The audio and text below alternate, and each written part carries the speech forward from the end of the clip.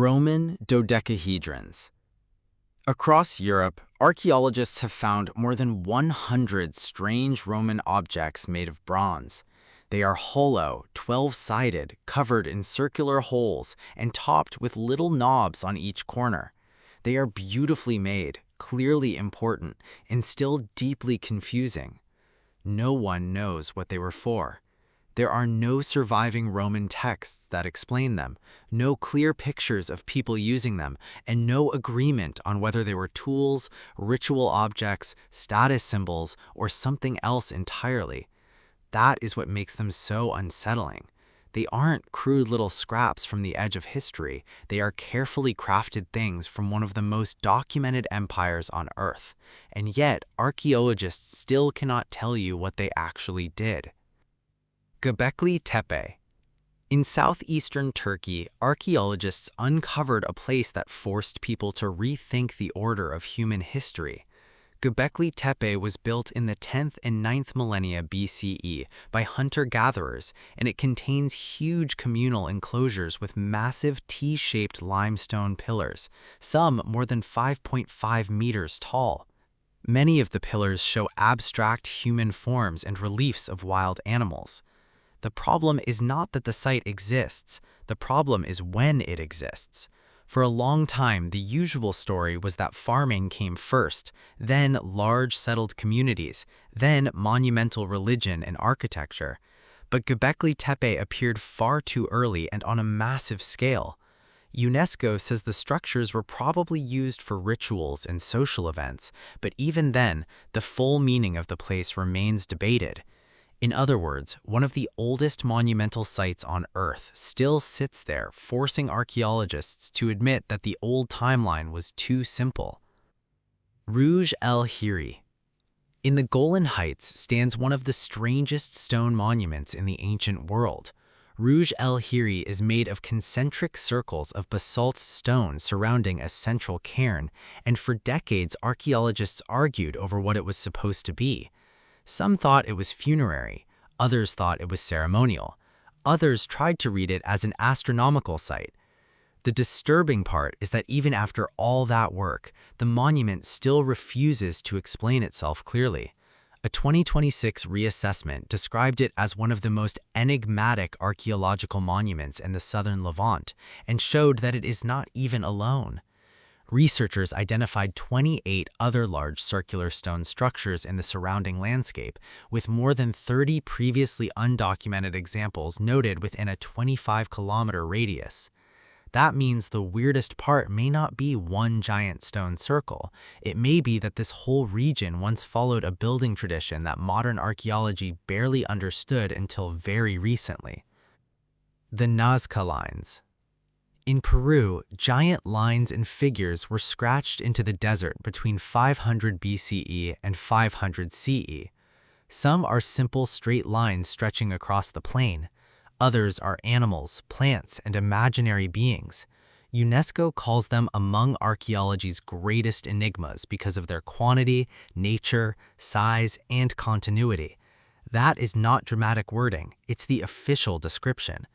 The geoglyphs cover a huge area, and while they are believed to have had ritual astronomical functions, that still doesn't fully solve the mystery. Why make them this large? Why lay them out this way? Why combine geometric lines with giant living forms? Even with drones finding more figures in recent years, the site still feels more like a message from a lost worldview than something archaeology has neatly decoded. Linear A. Ancient Crete had palaces, storage systems, trade, religion, and clearly a developed society. It also had writing. The problem is that one of its major scripts, Linear A, still cannot be read. The British Museum notes that Minoan Crete was ruled from great palaces around 2000 BCE, and that there is evidence for writing in the form of the undeciphered Linear A script. Think about how strange that is. We have the remains of a sophisticated Bronze Age civilization, but one of its own writing systems remains locked shut. We can look at the signs, we can compare them, we can try to force meaning into them, but the actual voice behind them remains out of reach. It's one of the creepiest things archaeology can give you, proof that a real civilization spoke, recorded, and organized itself in words that modern scholars still cannot truly hear. Rongo Rongo. On Easter Island, long after the Moai had already made the island famous, another mystery sat on wooden tablets covered in strange signs. These incised marks are called Rongo Rongo, and Britannica notes that their proper reading was forgotten. Despite many claims, modern attempts at deciphering them have failed. That is what makes Rongo Rongo so disturbing. This isn't just a damaged fragment or a broken carving. It may be the remains of a lost writing tradition or something close to it, but its meaning slipped away before the modern world could catch it. The signs still sit there in alternating lines, real enough to be studied, structured enough to suggest system, but silent enough to resist translation. Archaeologists and linguists are left staring at a script that seems like it should open a door into the past, yet never quite does. Sangxing Dui. In southwest China, the Sangxing Dui culture produced giant bronze masks, strange figures, ritual objects, gold pieces, and other treasures that don't look quite like anything from the Bronze Age world most people imagine. For hundreds of years, this culture flourished, and then, according to Smithsonian's summary of the evidence, it vanished abruptly around 11 or 1200 BCE.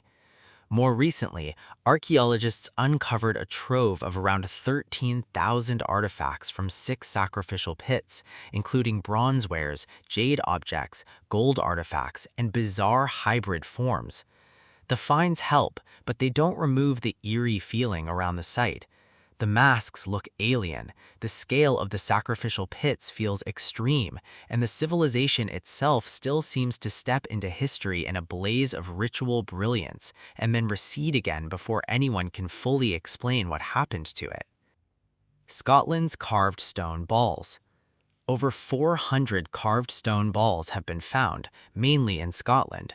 Some are smooth, some have knobs, some are intricately decorated, and despite their numbers, archaeologists still don't know their purpose.